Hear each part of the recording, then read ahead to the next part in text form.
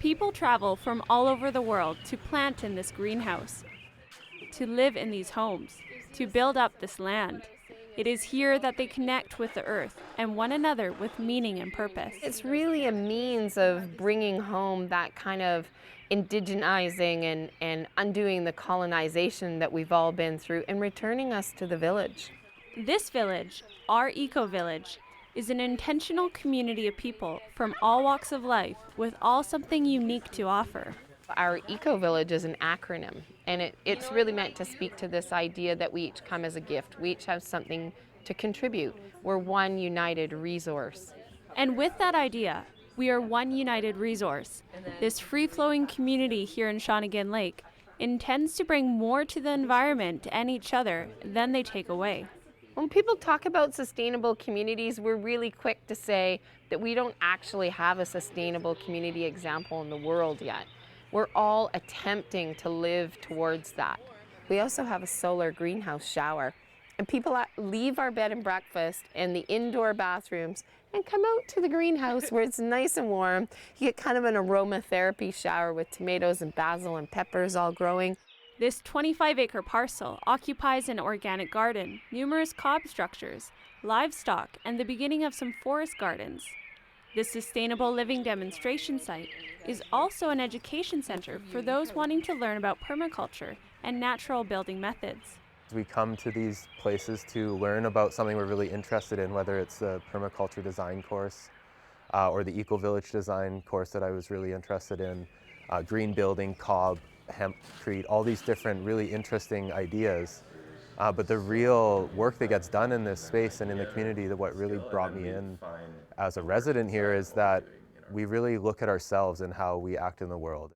Brandy says rather than this place providing services, people from all over the world come to co-create the commons. Visitors will stay for a day, month, or sometimes years, and will offer their knowledge to grow the community.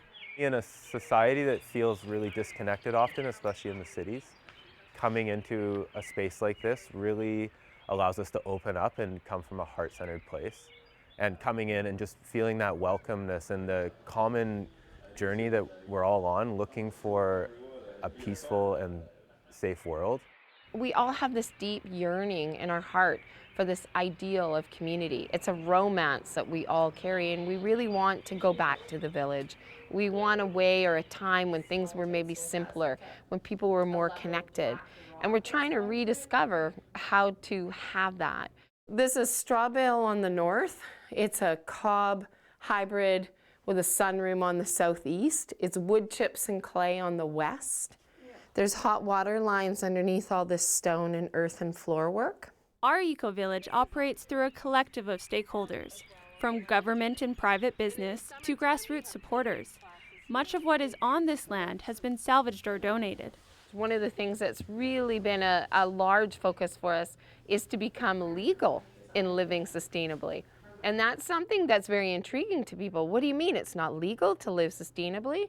But in all honesty, to have multiple stakeholders doing multiple activity is not usually something that's coherent with things like zoning and land use allowances. So when you start to put together multiple stakeholders and different kinds of activities, you have to look at what are you allowed to do? And then when you start looking at building these kind of buildings, what's the building code? And then if you want to look at how to delve into finance systems, how do you partner in things on a traditional financial structuring? What if you want a mortgage? O.U.R Eco-village has secured a mortgage with their various stakeholders. They are breaking ground on a world frontier by setting a zoning precedent in British Columbia for sustainable living communities. The village intends to soon set up a 100 solar grid panel system and continue building more sustainable homes for their community. For Go on Shaw TV, I'm Rae-Anne LaPlante.